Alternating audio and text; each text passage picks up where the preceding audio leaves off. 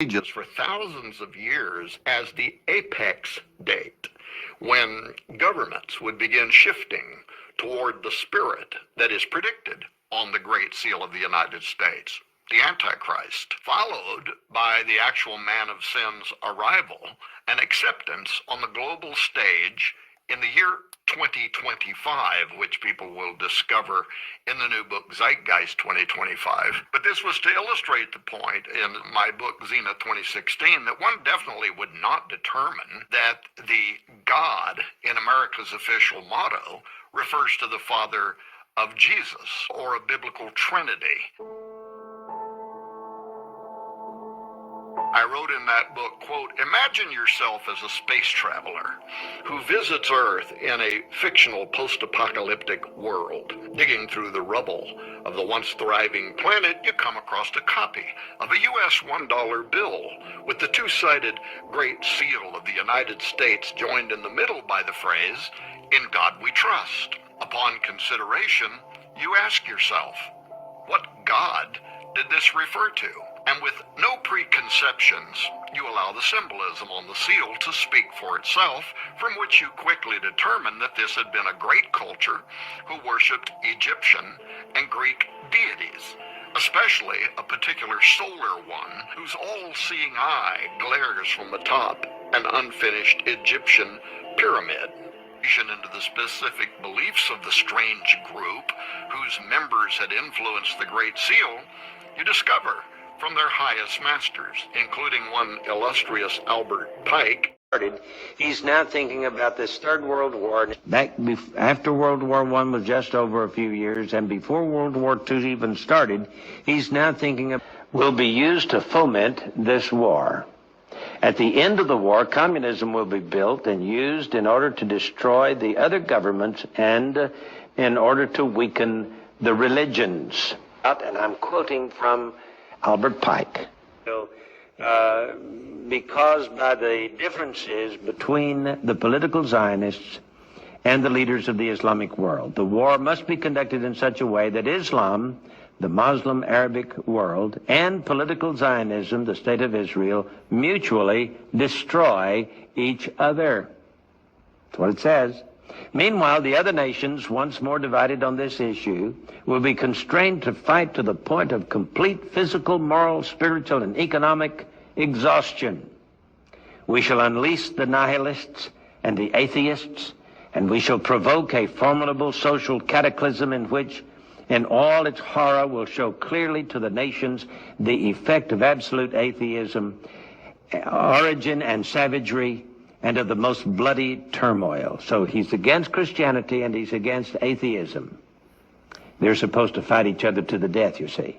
He says, everywhere the citizens obliged to defend themselves against the world minority of revolutionaries will exterminate those destroyers of civilization and the multitude, disillusioned with Christianity, whose deistic spirits will from that moment be without compass or direction, anxious for an ideal, but without knowledge where to render its adoration, will receive the true light through the universal manifestation of the pure doctrine of Lucifer. That's what he says. Brought finally out in the public view. So he's saying that Lucifer will finally make himself, the good guy. He's going to save the world from these atheists who don't believe in deity and from these Christians who believe in the good God. Well, so it says, will result in a general reactionary movement which will follow the destruction of Christianity and atheism, both conquered and exterminated at the same time.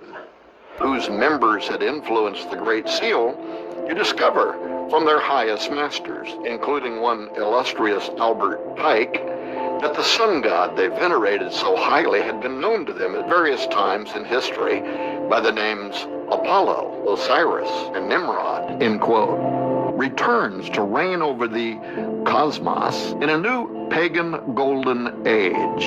And it did indeed forecast the arrival of a messianic son, the false one, whose spirit will reside in the beast of Revelation 17:8. From the beginning of the prophecy, referenced on the Great Seal of the United States, here's what we read. Now the last age by Kume Sybil sung has come and gone, and the majestic roll of circling centuries prophecy formed the Novus Ordo Seclorum on the Great Seal of the United States. The New World Order begins during a time of chaos, when the earth and the oceans are tottering, a time like today. Fanciful prophecy about Apollo, son of Jupiter, returning to Earth should be important to you? In ancient literature, Jupiter was the Roman replacement of Yahweh. As the greatest of the gods, he was a counter Yahweh. His son Apollo is a replacement of Jesus, a counter Jesus. Because by the differences between the political Zionists and the leaders of the Islamic world, the war must be conducted in such a way that Islam, the Muslim Arabic world, and political Zionism, the State of Israel, mutually destroy each other. That's what it says. Meanwhile, the other nations, once more divided on this issue, will be constrained to fight to the point of complete physical, moral, spiritual, and economic exhaustion. Enter the War must be conducted in such a way that Islam, the Muslim Arabic world, and political Zionism, the State of Israel, mutually destroy each other. That's what it says. Meanwhile, the other nations, once more divided on this issue. Meanwhile, the other nations, once more divided on this issue. The differences between the political Zionists and the leaders of the Islamic world.